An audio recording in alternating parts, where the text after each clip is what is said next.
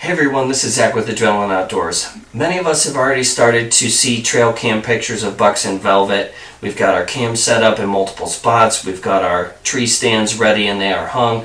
But there are some of us, for whatever reason, who still haven't had the time or had the opportunity to get their spot nailed down. So in this quick episode, we're going to break down a few spots that you guys may not have thought of to catch a buck off guard this fall. So let's break it down. Let's get into it.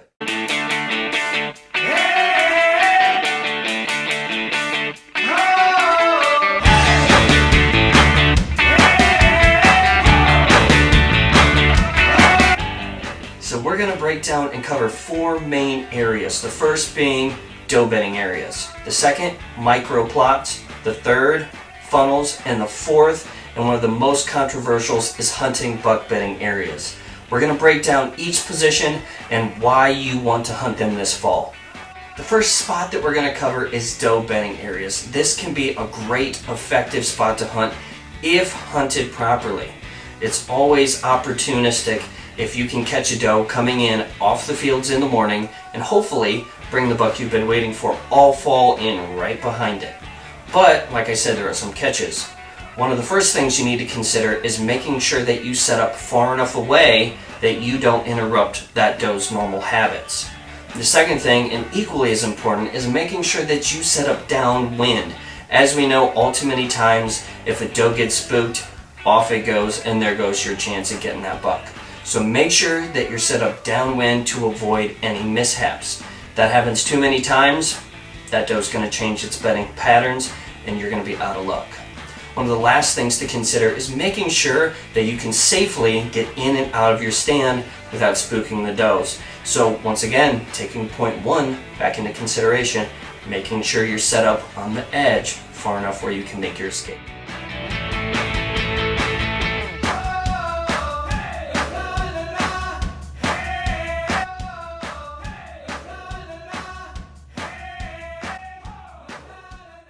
Another great spot to consider is using a food plot that's anywhere from a half an acre to an acre total. The reason why you only want that food plot to be so big is because you want to create sort of a funnel aspect for the does to come through where the bucks can follow and let it be one of the last spots they graze at before they bed down in the thicket. However, there is one key topic and one key point here that's super important, and that is the fact that you want to pick some kind of food source that is not prevalent in your area. So if the farmers have planted beans and corn, you want to look at planting something like a clove or some kind of radish so that it creates a hot spot that they can only find on your food source.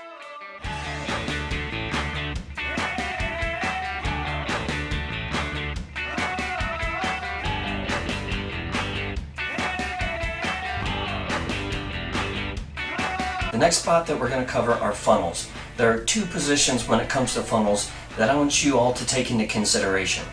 The first would be setting up on a funnel from one bedding area to another, trying to catch a doe or a buck as they're coming through the funnel to get out into the field or to head to their next bedding spot.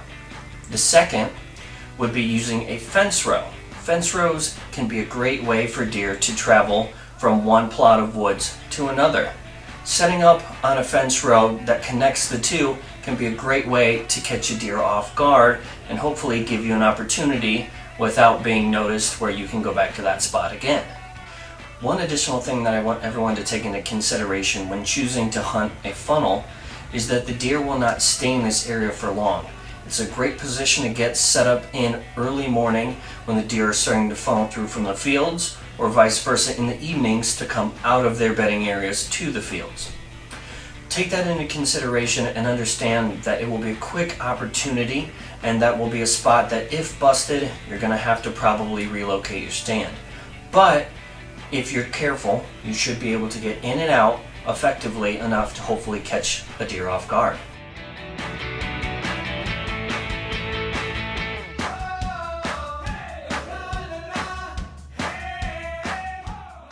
The last spot I want everyone to consider is a buck bedding area. Now, the old saying goes, there's high risk and high reward, and there's definitely high risk involved when hunting a buck bedding area and high reward.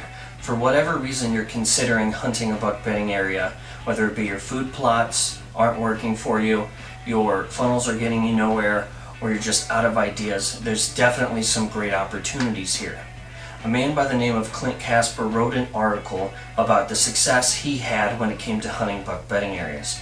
But before we get to his story, let's talk about the boomerang effect. Let's break down what this boomerang effect is and how it applies to when we hunt in a buck bedding area.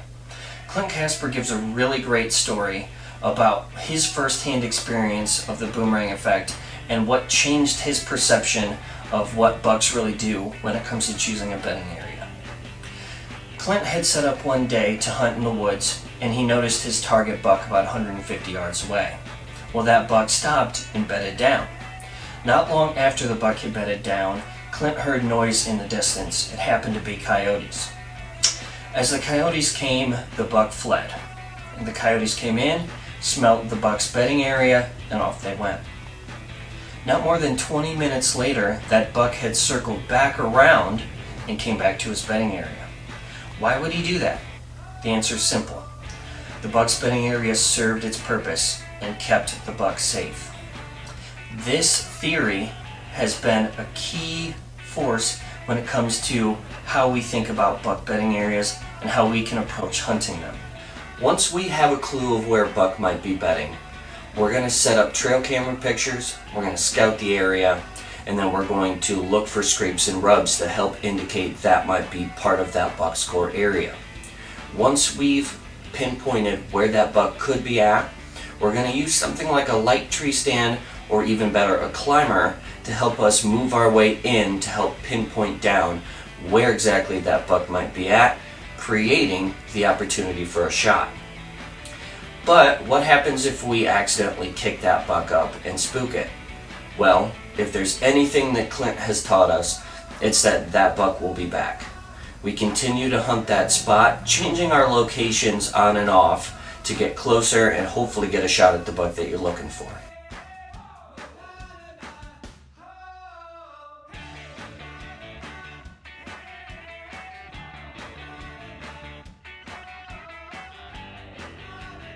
Patient persistence is the name of the game when it comes to hunting whitetail, and no matter where you have your stand set up, that will always be the case. It requires patience and persistence.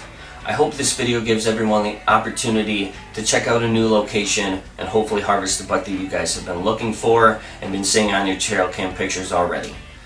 If you guys have success using one of the 4 spots that we talked about in this video, please share your success with us. Send a picture of the buck that you harvest and tell us which spot you used. Post it on our page. We love to share in your guys' success. Don't forget to like, share, and follow us Facebook, Twitter, and our website, adrenalineoutdoors.online. We thank you guys all so much for everything, and we look forward to bringing you guys some more hunts and videos throughout the rest of the year. Thanks again.